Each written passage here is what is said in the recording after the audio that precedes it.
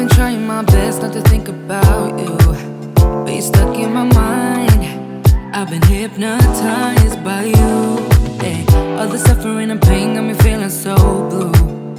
Cause when it was us, I was never enough. Good morning, YouTube. And happy early Thanksgiving. It is the morning of Thanksgiving Eve. It is 6:40. I want to say I got a late start. I did meditate this morning. And child, I took this dieter's tea.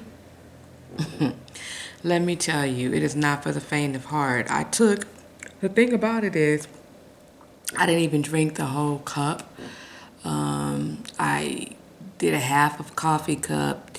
I think what made it so potent is there wasn't enough water in there. I let it seep in there for a very long time before I drank it. And I mean, I want to say I've been back and forth to the bathroom since midnight or so. So I'm a little exhausted because every time I got up, it was time to go right back. I will say that this time using the dieter's tea is a little bit more gentler on my stomach. I remember back in the day when I was younger, we'd be using this dieter's tea to diet, and it would have your stomach in such a fit, and it's such a cramp, man. It was very hard to get through the day. Anyway, that's not what this video is about. I was just giving you some updates on my life. The issue I was coming to you guys today about was, I think, well, let me say, this whole video should be about mental health and the stigma that black women have, or black people have, period, on utilizing therapists, counselors, psychiatrists, anyone in the medical field that can be titled as a shrink. What people fail to realize is that as blacks, we have so much trauma.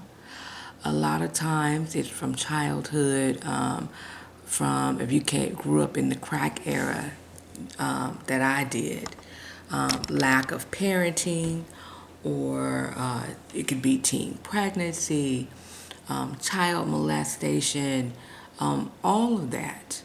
If you're a male, it could be police brutality, daddy issues because daddy wasn't in the home.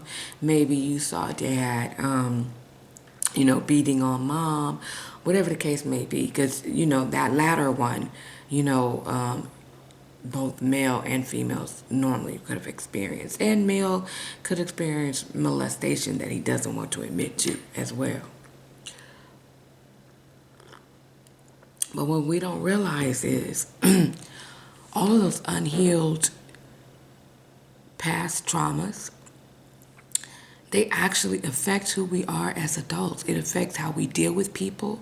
It affects how we maintain romantic relationships, friendships, and all of that. So it's important that we look into our past and try to figure out what areas in our lives that we may need therapy for, that we need healing. There's nothing wrong with calling someone for help. I personally feel it is better to talk to a stranger about what's on your mind, a stranger who's been changed or trained is what I should say, than a friend or a family who will most time have a biased opinion on your situation. Biased in your favor, biased against you, depending on if they were the person who caused the trauma. In the past, I've tried to talk things out with people who have caused me despair in the past. Someone who their actions today is causing me grief today. Their actions in the past has caused me grief today. Because at the end of the day, we all need to just live in the moment, right? So in order to fully live in the moment, I realized that we have got to heal ourselves from our past. And I've taken some steps this week to make sure that I do that, that I address it. I've been in counseling before or therapy before. I just never stuck with it. I've been in therapy with my daughter. You guys know that my daughter is on drugs. And I've put her in rehab, and we've gone to counseling together just to try to determine, A, to help her stay off drugs, and B, what were the triggers? Was I a trigger? Was our relationship a trigger? So I was willing to hear everything that she had to say in order to make her better. But therapy only works when you are ready. Therapy does not work because somebody told you you have to go. You have to make a conscious decision about talking this out, doing the work, as Ayana Van Zandt says a lot. You have to actually do the work. That's real talk. You can't just talk to someone and then you don't change your actions. And it's important, what I'm learning is you have to find the right therapist. So I had my first session this past Monday with a therapist. And for me, I needed someone who looked like me, someone who possibly had experienced the things that I have experienced. I needed that. So when I was pleasantly surprised of how much calmer and clearer I felt when I hung up with this lady, and who also has given me different tasks that I need to complete. You need to feel challenged by your therapist. If you don't feel even a slight bit better when you hang up the phone, or when you leave their office, or when you close down that Zoom call, you may want to continue to shop for a therapist, because you should feel like this is a person that I'm going to get some relief from.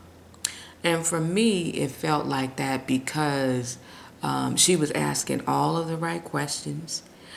She listened, and she didn't interrupt when I talked, and then she kept it real. She 100% kept it real with me. My biggest issue that I have is codependency. I do a lot for a lot of people, and I don't allow them to do a lot for themselves. And lately, it has been very taxing on my soul, especially with me having my own issues that I'm having to go through and resolve. So I had just been feeling overwhelmed. And I felt like I needed to reach out and talk to someone. I had been crying for no reason. Well, I ain't gonna say no reason. I had just been crying. This is the first time that I had not really been able to control my emotions. Where if I sat with myself long enough, I felt so overwhelmed and so emotional that the tears would just come out like a floodgate. Anytime that I would talk to someone about it, tears would just well up in my eyes. I have so much on my plate right now that I felt it was imperative for my mental health and for my physical health to reach out to a professional to help me, to guide me, to keep me on track, to show me what I've done wrong, to show me how I could correct that, and to hold me accountable for when I don't do the work but continue to complain. That's not something that I want to do anymore. And this upcoming year, I want a series of changes.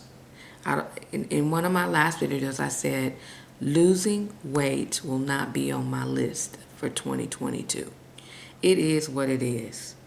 Once I deal with these tragedies and traumas that I've had in my past, I feel the weight loss will release, or the weight will release itself, because I honestly feel like that is one of the reasons why I can't 100% stick to a diet, a workout regimen, any of that, is because I have so many things on my mind that I don't know how to prioritize what I need to be doing for myself.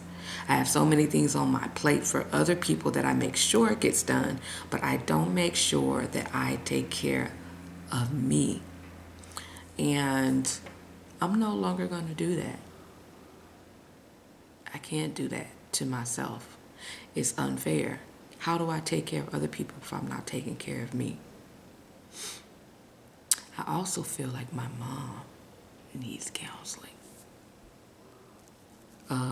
I feel like her depression is due to her realization of her mortality. Because let's face it, if my mom was 100% well, she could provide for herself and do for herself, I don't think she would be here. I think the realization that she needs someone to help her, she understands that, the curtains are closing on her time here on life because just the other day, my brother's father passed away, her ex-husband, and she hasn't heard from her significant other in over a month. So she's fearing the worst for that. She's just scared. And I think at her age, I would be afraid too. But a lot of times, we don't last long. Keep in mind, my mom only 68. She's going to be 69 in February. But a lot of choices that we make impact our lives in the future. I see so many vibrant 70-year-olds, 80 years old. My girlfriend has 100, I think her grandma is in her 90s. You reach that age when you made good decisions for your life, because that means reducing stress, eating a proper diet, regular checkups and blood work, adjusting things in your life that is necessary, discarding anything or anyone who is disturbing your peace. Because I realize and I feel like every time I let someone disturb my peace, relationships, friendships, children, family, or whatever, that's taking some time off my life.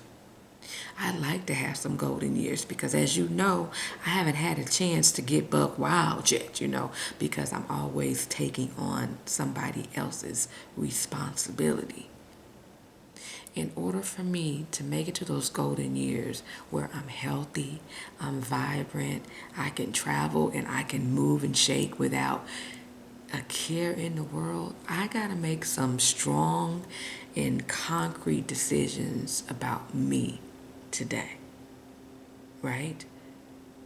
I gotta set boundaries for people, and I gotta stick to those boundaries. If I change them, it has to be because something that I wanted to change. I know I'm gonna make a lot of people mad because they so yes to me saying, or so used to me saying yes. You see how easy that yes came out? Because I say yes all the time. I complain about it, but I do it. So I'm looking at 2022.